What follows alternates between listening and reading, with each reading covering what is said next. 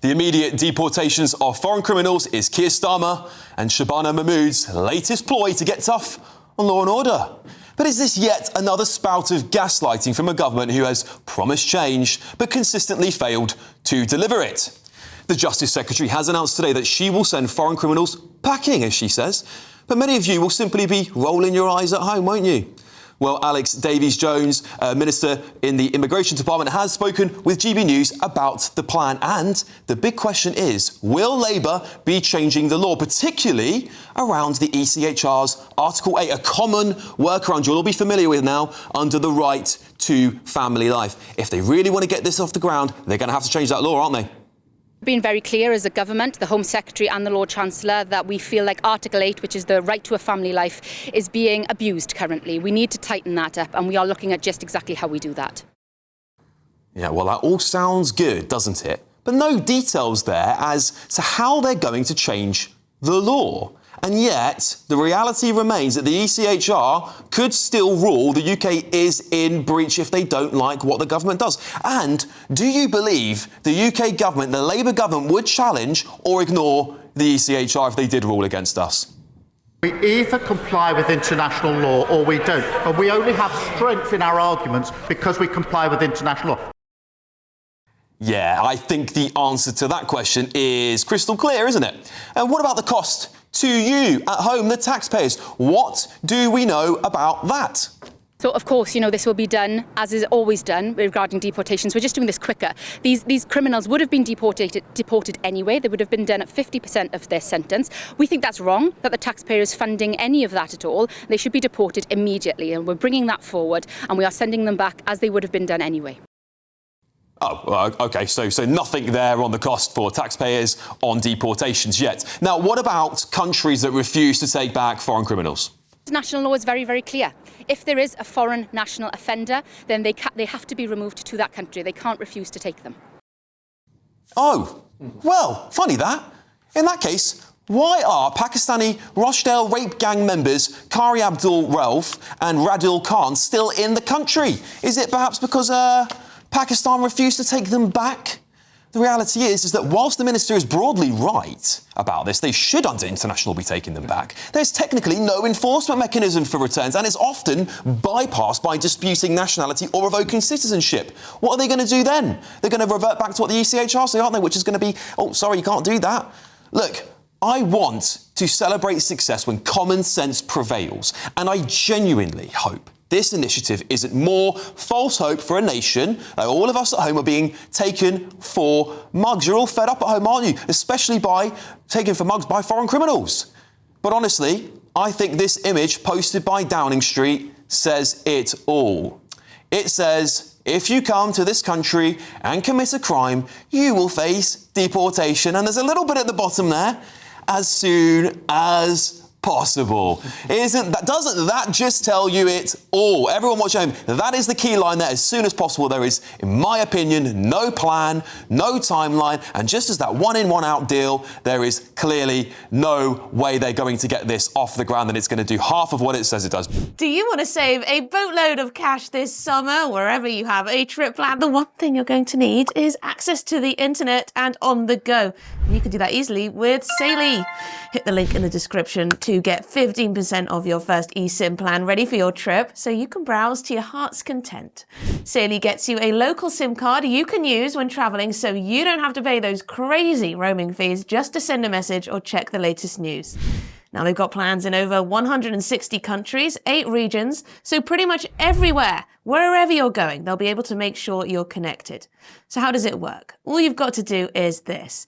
Hit the link in the description to download the app. It will work on iOS or Android. Buy a plan. You can choose an amount of data and time frame that suits you best. And then just install the eSIM on your phone. When you land at your holiday destination, you can activate your plan instantly. And if that wasn't enough, Saily eSIMs only ever have to be installed once. So when you go on your next trip, you just buy a plan for a new country, turn that eSIM back on, and boom, you're back watching me on GBNews. I'll be using a Saily SIM on my next holiday because it's actually faster than some of the hotel Wi-Fis. You can get unlimited data if you want, so you can scroll away to your heart's content. And when you leave the hotel, you don't have to do that annoying thing of Wi-Fi hopping because you've got constant connectivity wherever you go. And they've got 24/7 support as well and a full refund policy if your eSIM isn't compatible. So get sorted for your next trip. Download Saily using the link in the description below. And if you use the code NEWS at checkout, you'll get an exclusive 15% discount on us. So click the link, download Saily, and use the code NEWS at checkout. But now, let me come to my expert panel. Chloe Dobbs, Will Kingston, Fahima Mohammed, thank you all for joining me tonight. Will, I'll start with you. Look, listen, as I said in my little speech just there, I want this to be real. I think this is a common sense policy. Should have been done a long time ago. The Tories definitely should have done it. But do you believe this is really going to happen? Yeah, I'm a tad sceptical, Alex, just a tad. Mate, you've outlined most of the practical concerns here. As you often do, you nick the good arguments in your monologue. But there is a broader strategic reason as to why this won't work. Yeah. We've seen this over the last 10 years. And that is because policies don't tend to work when the people who are implementing the policies don't really believe in them. We saw the same thing in Brexit, ladies and gentlemen. Yeah, that's We saw right. the exact same problem. And we know in our heart of hearts that they don't believe in deportations because they've been saying for the last 10 years that you're racist if you believe in deportations. The turnaround now is purely because of political pressure, but there's no way when push comes to shove, they're actually going to do the hard things necessary to implement this. Yeah, Chloe, I mean, that poster at the end there really made me laugh. I saw that a little bit later on in the day and I was like, you know what, it's just that little bit at the end, isn't it? As soon as possible. It's kind of like, it should have been in small print, really, like a fine print. If you buy this, just bear in mind, you might not get your delivery on time. I mean, there's just no detail whatsoever. It's the same as you say with the one in, one out policy. Clearly, these people have no idea how this is going to work. I mean, with this one in, one out, 50 people being swapped a week, we have no idea if they're going to be sent over to France before they've had human rights claims tested. The French say, oh, we won't take them until if and when any claims have been tested. But then Lisa Nandy says, oh, we'll be able to send them over fast. Complete and utter mess. And then with this, they're clearly just trying to push something out because they're desperate. They see all of these protests happening at migrant hotels and they can see that people in this country are furious about immigration and people being in the country who shouldn't be in the country, and they think, oh, we just got to push something out, even though it's not planned whatsoever. And it clearly, I think Will kind of hit the nail on the head in that, saying that this is something that doesn't come from a place of conviction, it comes from a place of desperation, and you can clearly sense that when it's taken them over a year to come up with this bright idea. Yeah, Fahima, I guess it seems to me when it comes to these policies, this is not what Labour really wanted to do in government, but they are being forced,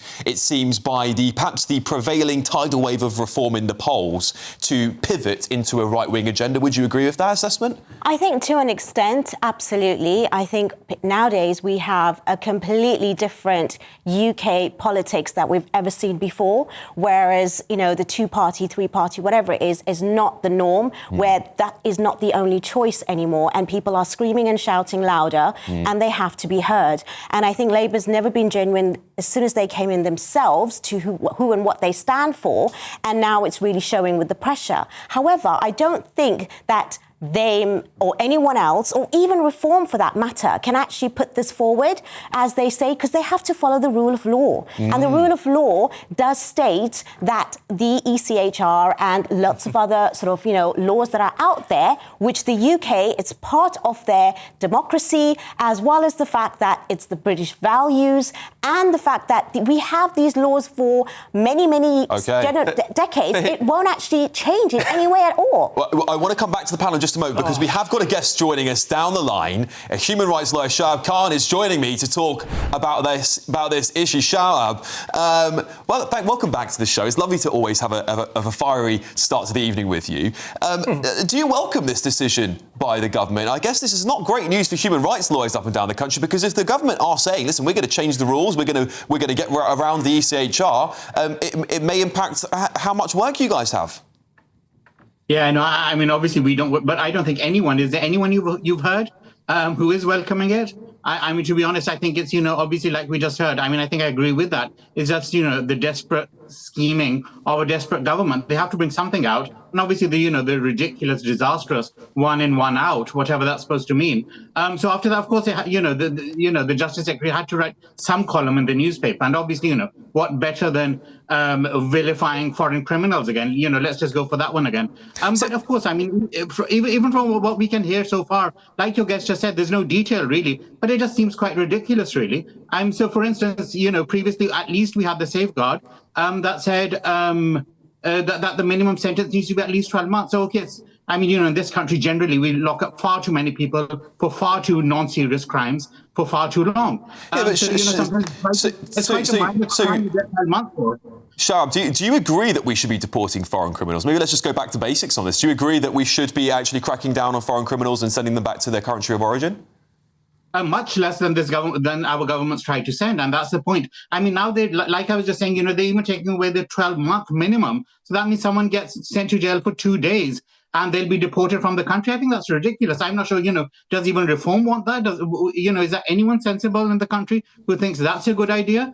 People who've been here for decades, their wives are here, children are here, families might be British, just for some reason they're not British. And that's another thing, I know we all talk about foreign criminals and we think about, people either coming over on small boats or others, but like the Windrush scandal told us, and so many others, there are literally people, and obviously we know these people who've been in the country for decades, their whole families are, but for whatever reason, personally... Shahab, okay, let me just interrupt you for a second, because look, if you went to any other country around the world, this doesn't matter whether it's the UK, whether it's America, whether it's anywhere in the Middle East or China or Australia, if you commit a crime and you aren't a member of that society, you aren't a citizen of that society, well, the people there go, well, first of all, we've welcomed you with open arms. You've committed a crime in our country. You're not our problem. Our taxpayers shouldn't have to worry about putting you in prison. They just send you home. Now, surely that is not an unreasonable thing to... Every reasonable country around the world does this. Well, firstly, I don't agree that all countries do, but even those that do, of course, that's wrong, and that's the point. I'm not saying that we should be competing. With America, so many others who have completely inhumane prison systems and penal systems. But we're talking about deportations, not so much the prison system, but perhaps we're just in many cases hang on, Shahab, because the Justice Minister there was saying that we're going to just send them home straight away. We're not going to put them through the prison system, so you must be welcoming that as a human rights law.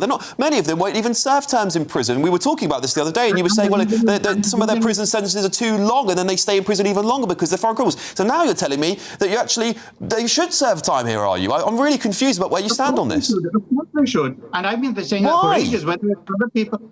Why should they serve time in this country? They should. Why should taxpayers pay for them to stay in this country? This is completely ludicrous. Why are we assuming they're not taxpayers? People who come to this country, even if we talk about people who've been here short term, whether it's foreign students... Why should citizens then? Fair enough, maybe some of them are taxpayers, you're right there. Hang on, because you're right, I want to concede there. Some of them will be taxpayers, you're absolutely right, but it doesn't really matter, does it? It doesn't really matter, because they won't be taxpayers when they go to prison. The people who are taxpayers, who are law-abiding citizens of this country, will then have to foot the bill for them. Surely just that it's not their... don't go and abuse the nature of the kindness and the goodwill of the country that's hosted you. I can't imagine ever going to a foreign country anywhere in the world, committing a crime, and then expecting the people of that country to foot the bill for me to stay in prison in their country. Sorry, do you read the papers? Have you not seen the British people who go on holiday all over the world? Yeah, and end up I'm saying me. I condemn them. I condemn them as well, but they're deported back to the UK, usually, right? Because they're on holiday. Not if they have, for instance, you have a Spanish wife and Spanish kids, and you've been in Spain for 5 decades. Deport the British people back to Britain to serve time here, then. I don't care. If you commit a crime, and you're anybody, whether you're British, whether you're, French or Afghanistani or Pakistani, I don't care. If you're not a citizen of that country, you commit a crime there, then go home. But also the point is, I don't know, for instance, you and I, we get together in a criminal gang, we both commit the same offence, we receive the same sentence. You're British, I'm not. Why should I then be deported far away from my wife and kids? Because you're not British. Because it's not. Because if that was the case, Shahab, then you're not a citizen of this country, and therefore it shouldn't be my burden to pay for you. It's the definition of discrimination. You serve one sentence, I serve two. First I go to prison, then I leave the country. That Well, makes no sense. but Sharab, under this proposed scheme, you'll just go straight back to your country unless you've committed a terrorism crime or something very heinous, in which case I think you would probably be a danger to Britain if you were sent back home because you might try and come back again. So actually, this rule sends you away from the country if you've not committed one of the most heinous crimes, but if you have committed a heinous crime, you will be kept here so we can keep an eye on you, then you'll go home. So actually, I think that's quite fair. Do you not agree? I don't agree because, like I just said, why? Why do you get to forget about double punishment? Why do you get a different punishment from me? Because you're not a citizen of the country. You've abused the rights of the country you visited. When it comes to the criminal justice system, that should make no difference. OK, look, Shahar Khan, thank you so much for your listen. I think we're going to have to agree to disagree and leave it there. Thank you very much. I'd love to bring in bring back my panel. I'm going to get my words out after that. Will, you were raring to go before the debate there, so I want to let you have another pop at it. What were you going to go on there? Well, I'll say firstly, I have some sympathy for part of what he just said, in that if my daughter had been raped by a Pakistani rape gang member, I want to see them suffer. I want to see them in jail. I want to see them penalised. So as long as, to your point, that those particularly heinous crimes are still punished, then that is fine. But if they are not, then I have a problem with that on the grounds of justice and retributive justice. To the point of law, and I think Fahim has said this before, that, well, we need to observe the law in these instances. And I think the great thing about being in government is that you can change the law. You're there to write the laws. If they want, you're allowed to write the laws. You're allowed to scrap laws like the Human Rights Act. You're allowed to leave conventions like the ECHR. And when it comes to international human rights law or international law, well, we all know that's a nonsense anyway, and we're the only ones who are suckers who actually follows a lot of this stuff. Whereas people like in Pakistan, they don't follow it and they get the benefits of that. Yeah, Fahim, I'll come back to you because, look, I don't want there to be unfair justice for anybody. Like, everyone should suffer justice. However, I do feel, and this is the same for most countries around the world, this is a very common sense thing to do. If you've committed a crime somewhere, citizens of that country it doesn't mean it always gets down to the lowest common denominator debate here because it always becomes about race. It's not about race. No, my stepfather's a citizen of this country. He came here from Iran. He wouldn't want foreign criminals here taking up prison spaces when the country's already overflowing with criminals. So do you consider him a citizen? He is a citizen. Right. He is. So you're talking about people that have been in this country and have a British passport. But he is a technical citizen of the country. Right. So that's where the law is, right? So we're talking about the law, and they're saying if you're not a citizen of the country and you've committed a crime, you'll be deported back to your country of origin. I think that is fair. Yes, it is fair, and obviously everyone has to have the most severe sort of punishment when it comes to that. People that are coming into this country, their own countries actually have much more heinous sort of punishments for them. The point is, in this country, we are blaming the wrong people. It's the government, it's the processes. We don't even have enough judges in this country to process these kinds of, immediate sort of reactions or whatever it is. People that are screaming, go out and get a degree, become a lawyer, become a barrister, and be part of the actual, system and the process. I think the problem is for him is that the current system doesn't allow for foreign criminals to be deported because of this is why the government's changing the law on it, because they even the Labour Party have looked at it and gone, actually, it's kind of ludicrous that we can't deport someone who's a foreign criminal because of the ECHR, the Article 8, many other articles of the law, and therefore that's a problem. It's a case-by-case situation. Yeah. I don't think that you can sort of deport them if it's for minor crimes. If it's something more severe, then absolutely yes. And also it depends on many other actions with regards to them having an actual agreement with that country that they come from, which we don't. OK, Chloe, I'll give you the last word on this one. What do you make of that? I mean, listen, I think I just want to go back to this policy again rather than getting too stuck into the detail because, again, when you really consider whether the government would take on the ECHR, they're saying they're going to change the law, right? Let's face it, right? I think me and you both know, and many people disagree, but me and you, I think, both would agree that actually that Keir Starmer is a lovey of the international law lefties, isn't he? I mean, of course he is. I mean, that is without a doubt. Do you really think for a second that Keir Starmer, the lawyer, and his mate Lord Hermer are going to, for a second, even consider ignoring the ECHR? I mean, well, you're right to say we're the only ones that are suckers to the ECHR. Other countries, and I'm not talking about crazy regimes, I'm talking about places like France, ignore Germany. The ECHR. There have been so many ECHR judgments that have been completely ignored. I mean, for example, France, they sent a terrorist back to Uzbekistan Pakistan, ECHR said you couldn't. And they said, no, he's a terrorist. This is ludicrous. What are you gonna do? Off you go. But in Britain, we're like, they're human rights. This is just they don't like the chicken nuggets in Albania and this and that. I don't think it's that simple, honestly. I think you guys are just really over-exaggerating these cases, and I really do feel that it is a case-by-case situation. No one is saying that they cannot be deported, and every country does have their own, including Poland and France. At the end of the day, the UK is part of the human ECHR. They are actually going to set a precedent of how to be. It is not that easy to even get rid of. It's not going to get rid of criminals either, and it's also going to take away sort of the deals and agreements, whether it's Scotland, Wales, and Ireland, and things like that. It's not just simple. Just change the law like we would the government. No one trusts that. But it's easier to just ignore the ECHR. So I have to move on. I'm so sorry. Listen, there's going to be more details, I'm sure, coming about this policy. So if you thought this was a fiery debate, I suspect there's plenty more to come. And there will be more to come on the show tonight. But the Home Office have said this. The Home Office are working to improve the recording of detailed data held on foreign national offenders, and an upgrade to the management information system is currently underway. These improvements require significant changes to the data collection and infrastructure, which underpins the management information. Once these changes have been completed, our ability to provide accurate extracts and more detailed information will be significantly improved. Nothing-y nonsense.